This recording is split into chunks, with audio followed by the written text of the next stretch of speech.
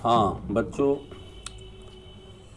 आज मैं डॉक्टर हजारी प्रसाद द्विवेदी के द्वारा लिखित अशोक के फूल, यही इसी के संदर्भ में बात की जा रही थी। आज मैं उसी का आगे बताना चाहता हूँ।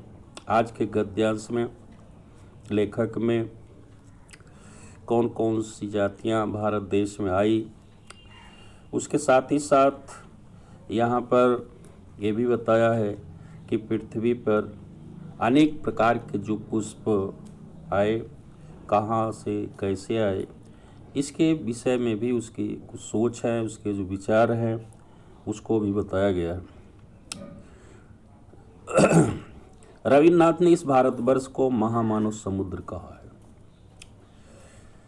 रविन्द्रनाथ ने इस भारतवर्ष को महामानव समुद्र कहा है। महामानव समुद्र अर्थात मानव समूह रूपी महासागर। अब प्रश्न उठता है कि रविन्द्रनाथ जी ने महामानव समुद्र क्यों कहा? चूंकि भारत देश में जिस प्रकार से अनेक प्रकार की नदियां जहाँ मिलती हैं वह एक महासागर या समुद्र का रूप धारण करती है, उसी प्रकार से हमारे देश में विभिन्न प्रकार की जातियां आईं और यहाँ वसी, और इसी कारण रविन्द्रनाथ जी ने भारतवर्ष को मानव समूह रूपी महासागर कहा है।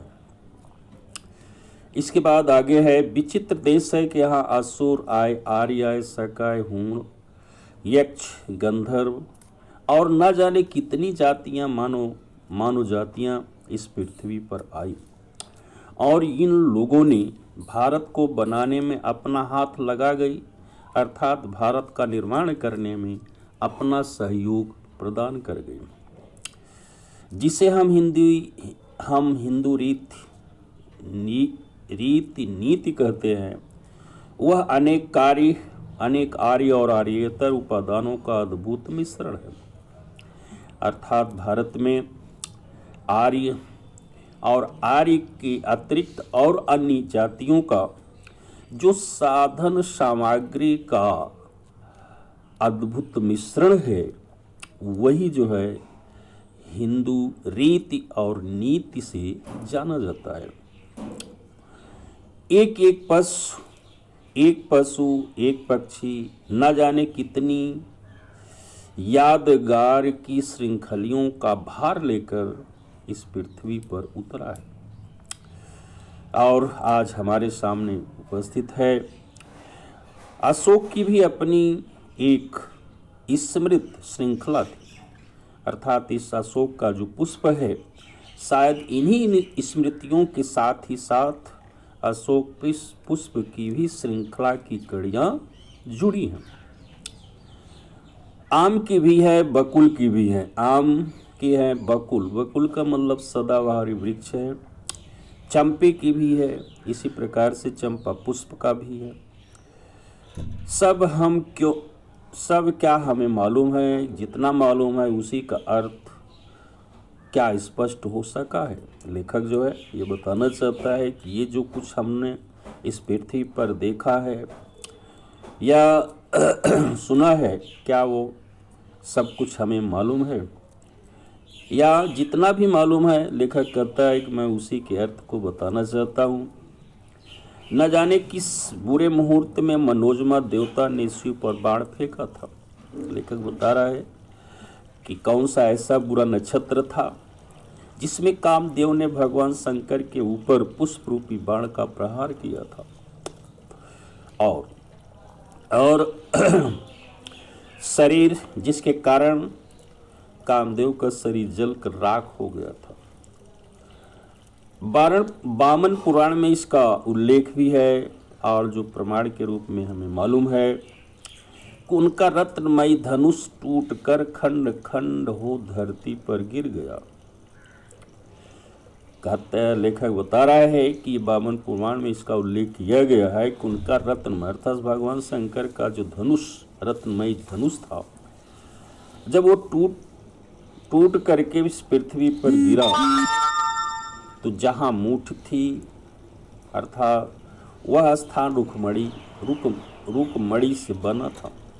लेखक करा धनुष का जो मूठ अर्थात जहाँ हाथ से पकड़ा जाता था वह रुकमणि नामक मणि से बना हुआ था। वह टूटकर जब धरती पर गिरा तो वह चंपे का फूल बन गया। कितनी कैसी कल्पना है लेखक की। वो बताना चाहता है कि जो रुकमणि से बना हुआ धनुष की जो मूठ थी जब वो टूटकर धरती पर गिरा तो चंपे का पुष्प बन गया। हीरे का बना हुआ जो नाह स्थान था अर्थात मुख्य स्थान था हीरे से निर्मित, वह टूटकर गिरा अर्थात पृथ्वी पर जब गिरा तो मौलसारी के मनोहर पुष्पों में बदल गया। मौलसरी जो है एक पुष्प होता है, उस सदाबहारी के पुष्प के समान मौलसारी नामक पुष्प है। तो करा के मौलसारी के मनोहारी पुष्पों में बदल गया। अच्छा ही हुआ। लेखक कहता है कि जो कुछ भी हुआ परिवर्तन के कारण वो सब ठीक ही था। और इंद्र नील मणियों का बना हुआ कोटि देश भी टूट गया। अर्थात इंद्र कहने का मतलब इंद्र नील मणियों का बना हुआ कोटि देश अर्थात धनुष का जो अगला भाग था, माने अगला भाग जो था वो इंद्र नील मणियों से बना था। और जब वो टूटा तो वो एक सुंदर पाटल पुष्प अर्थात तो गुलाब के पुष्प के रूप में परिवर्तित हो गया। यह भी बुरा नहीं हुआ। लेखक करा के भी अच्छा था, यह भी बुरा नहीं हुआ।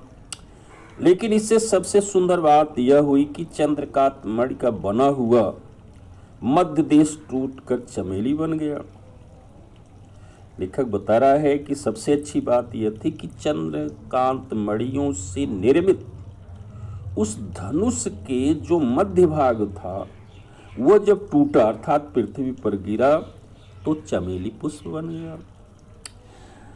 और वृद्युम की बनी निम्नतर कोटि बेला बन गई। वृद्युम अर्थात मोगे से निर्मित अर्थात धनुष का सबसे निचला भाग वो जो था मोगे से बनी हुई थी। और जब वो टूटा अर्थात तो क्या बन गया, बेला पुष्प बन गया। तो स्वर्ग को जीतने वाला कठोर धनुष जो धरती पर गिरा तो कोमल पुष्पों में बदल गया। स्वर्ग को जीतने वाला अर्थात स्वर्ग को जीतने वाला वो जो धनुष था भगवान शंकर का, कराए कि वो जब पृथ्वी पर गिरा तो वो अनेक प्रकार के पुष्पों में बदल गया। ऐसी लेखक की विचार है, ऐसी सोच है। और आगे बताना चाह रहा है कि स्वर्गीय वस्तुएं धरती से मिली बिना मनोहर नहीं होती है। और अंत में इस बात को भी ये कहता है कि स्वर्ग की जो वस्तुएं हैं जब वो पृथ्वी से मिलती हैं, पृथ्वी पर गिरती हैं, तभी उसकी मोहकता, उसकी सुंदरता, उसकी महत्ता बढ़ जाती है। ये इस प्रकार से लेखक ने पुष्प विभिन्न प्रकार के पुष्पों के संदर्भ में बातें बताई। उसके बाद अगला गद्यांश है, परंतु मैं दूसरी बात सोच रहा हूं कि इस कथा का रहस्य क्या है। यह क्या पुराण की सुकुमार कल्पना है या सचमुच ये फूल भारतीय संसार में गंधर्वों की देन है। तो लेखक जो है उसके मन में विभिन्न प्रकार के विचार या उनकी भावनाएं उनके मन में जागृत होती है। और वो कहता है कि पुराणकार अर्थात पुराण के निर्माता जो थे या उनकी सुकोमल यह कल्पना है कि सचमुच ये फूल जो है भारतीय संसार में गंधर्वों की देन है। ऐसा भी सोचता है, उसका विचार है, प्रश्न भी करता है। एक निश्चित काल के पूर्व इन फूलों की चर्चा हमारे साहित्य में मिलती भी नहीं है। कहता है कि अगर हम उस निश्चित काल के समय जो निश्चित काल निर्धारित किया गया है अगर उसके पहले देखा जाए तो इन फूलों की कहीं साहित्य में इसकी चर्चा नहीं थी। सोम तो निश्चित रूप से गंधर्वों में खरीदा था। सोम, सोम का मतलब यहाँ हवन सामग्री से है, अर्थात जब ब्राह्मण यज्ञ आदि किया करते थे तो उसमें प्रयुक्त होने वाला जो हवन सामग्री था वह गंधर्व से ही खरीदा था। और इसका उल्लेख जो है ब्राह्मण ग्रंथों में यज्ञ की विधि में विधान सुरक्षित रख गया, अर्थात ब्राह्मणों ने ब्राह्मण के द्वारा या ब्राह्मण ग्रंथों में यज्ञ के विधान में इसका उल्लेख किया गया है। उसके बाद अगला गद्यांश है, कुछ बातें तो मेरे मस्तिष्क में बिना सोचे ही उपस्थित हो रही हैं। यक्षों और गंधर्वों के देवता कुबेर सोम। अब देखें, अब लेखक बता रहा है कि यक्ष और गंधर्व जो जातियां थीं उसके देवता कौन थे? कुबेर थे, सोम अर्थात चंद्रमा, अप्सराएं। यद्यपि यह बाद के ब्राह्मण ग्रंथों में भी स्वीकृत है, और लेखक बता रहा है कि बाद में जो ग्रंथ बने ब्राह्मण ग्रंथ उसमें भी इसको स्वीकार किया गया। तथापि पुराने साहित्य में आप देवता के रूप में ही मिलते हैं। आप देवता माने दुष्ट देवता, लेकिन फिर भी हमारे जो पुराने साहित्य हैं, पुराने साहित्यों में दुष्ट देवता के रूप में इन्हें स्वीकार किया गया था। बौद्ध साहित्य में बुद्ध द्वय को ये कई बार बाधा देते हुए बताए गए, अर्थात बुद्ध साहित्य में महात्मा बुद्ध की तपस्या में ये जो आप देवता अर्थात दुष्ट देवता के रूप में स्वीकार किए गए थे वह जो है इनके मार्ग में अनेक प्रकार की बाधाएं भी उत्पन्न किया करते थे, उसके संदर्भ में उल्लेख किया गया है। महाभारत में ऐसी अनेक कथाएं हैं जिसमें संतानार्थी स्त्रियां वृक्षों के अपदेवता अक्षों के पास संतान कामनी हो जाया करती है। लेखक ये भी बताया है कि महाभारत में इसका भी उल्लेख किया गया है कथाओं के रूप में कि जो संतानार्थी अर्थात संतान की इच्छुक स्त्रियां थीं वह वृक्षों के अर्थात जो राक्षसी अपदेवता माने राक्षसी यक्षों के पास संतान की कामना के लिए या संतान की कामना की पूर्ति के लिए या संतान प्राप्त करने की कामना से उनके पास यक्षों के पास जाया करती थी।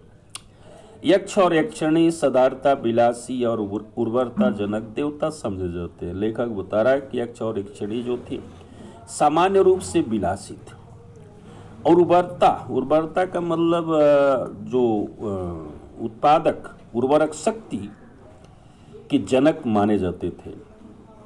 कुबेर तो अक्षय निधि के क्या थे? अक्षय निधि के अधीश्वर अर्थात अक्षय निधि के स्वामी थे। यक्षमा नामक रोग के साथ भी इन लोगों का संबंध जाता है। और आगे लेखक बता रहा है कि भरहुत है, बोधगया है, रांची है आदि स्थानों पर जो मंदिर हैं वहाँ जो स्थानों पर उत्कीर्ण माने खुदे हुए जो मूर्तियां हैं और उन मूर्तियां हैं उनमें संतानार्थी स्त्रियों का अर्थात जो संतान के प्राप्त करने की जो स्त्रियां होती थीं वह अक्षों के सानिध्य के लिए वृक्षों के पास जाना चित्रांकित है, माने ऐसे भी दृश्य ऐसे चित्र वहाँ बने हुए हैं। इन वृक्षों के पास अंकित मूर्तियों की स्त्रियां प्रायः नग्न हैं। ऐसा भी लेखक करा है कि उन वृक्षों के पास जो अंकित चित्र मूर्तियां हैं उसमें जो स्त्रियां हैं मूर्तियों की वो प्रायः नग्न हैं। केवल कट देश में एक चौड़ी मेखला पहनता अर्थात कमर में एक करधनी पहना करती है। अशोक इन वृक्षों में सार्वधिक रहस्यमय है। लेखक कराए कि इन जो सारी बातें बताई उनमें से अशोक का जो पुष्प है अशोक इन वृक्षों में करेंगे मतलब सबसे अधिक रहस्यमय है। और अशोक के संदर्भ में लेखक बता रहा है कि सुंदरियां जब अपने चारण तार अर्थात पदाघात करती थी, कहने मतलब उस वृक्ष पर सुंदरियां जो हैं पदाघात पैर से आघात करती थी तो उससे क्या होता था? उसमें दोहत का संचार होता था अर्थात वृक्ष में पुष्प आने की शक्तियों का संचार होने लगता था। परवर्ती धर्म ग्रंथों में यह भी पता चलता है कि चैत्र शुक्ल अष्टमी को व्रत करने अशोक अष्टपतियों के भक्षण से स्त्रियों का संतान काम। और उसके बाद लेखक बता रहा है कि बाद के धर्म ग्रंथों में यह भी बताया गया है कि चैत्र शुक्ल अष्टमी को व्रत करने धारण करने से अशोक की 8 पत्तियों का भक्षण करने से स्त्री की जो संतान प्राप्त करने की जो इच्छा होती थी वह पूर्ण हो जाती थी। अशोक कल्प में बताया गया है, अशोक कल्प मतलब अशोक के पक्ष में यह भी बताया गया है कि अशोक के फूल 2 प्रकार के होते हैं और एक सफेद और एक लाल होता है। और सफेद पुष्प जो होता है वो तांत्रिक क्रियाओं में सिद्धि प्राप्त करने के लिए प्रयोग किया जाता है और लाल पुष्प जो है स्मरण वर्धक माने स्मरण शक्ति को बढ़ाने के लिए उसके में प्रयोग किया जाता है। तो इस प्रकार से लेखक जो है यहाँ अपने विचार अपनी सोच अशोक के वृक्ष के माध्यम से अनेक प्रकार के वृक्षों का अनेक प्रकार के पुष्पों का भी वर्णन इसमें किया है। उसकी क्या उपयोगिता है, उसका क्या महत्व है, क्या हुआ करता था, उसके संदर्भ में 8 बातें बताई हैं। आज जो गद्यांश पढ़ाया गया है उसी के आधार पर 3-4 प्रश्न हैं, जिसमें से पहला प्रश्न, रविन्द्रनाथ ने भारतवर्ष को महामानव समुद्र क्यों कहा है? दूसरा प्रश्न है, भारत में कौन कौन सी जातियां आई थी? तीसरा प्रश्न है, हिंदू रीत नीति किन उपादानों का मिश्रण है? और चौथा प्रश्न है, पशु पक्षी किसका भार लेकर हमारे सामने उपस्थित है? ये 4 प्रश्न हैं जो मैंने पढ़ाया। उसके आधार पर इन प्रश्नों का उत्तर आप सब अपनी अभ्यास पुस्तिका पर लिखें। आज इसी के साथ मैं अपनी बात को समाप्त करता हूं और शेष अगले दिन पढ़ाया जाएगा।